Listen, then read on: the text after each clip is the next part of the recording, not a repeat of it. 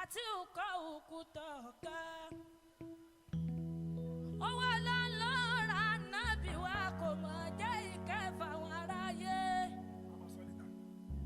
Ẹni bá lè fọ́lọ̀ Muhammad mi, ó dájú kò ní dẹni gbé.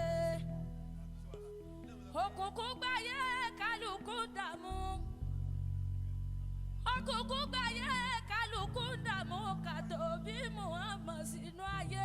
Ẹ yóò bọ́ ànábì Muhammad.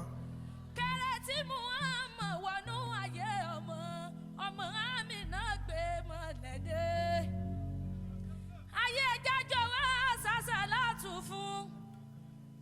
Ayé jájọ́ wá sàṣàlátù fún.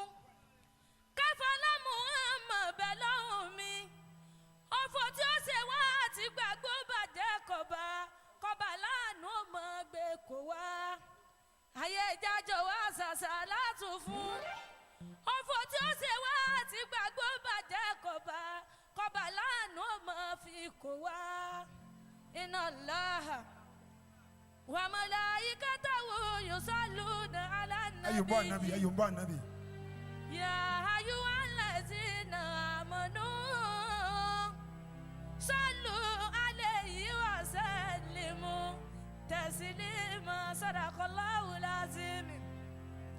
Salli wa sallimu ya ilahi ala rasulil Mustafa. Salli wa sallimu ya ilahi ala rasulil Mustafa. Salli wa sallimu ya ilahi. Salli wa sallimu ya ilahi ala rasulil Mustafa. Salli wa sallimu ya ilahi ala rasulil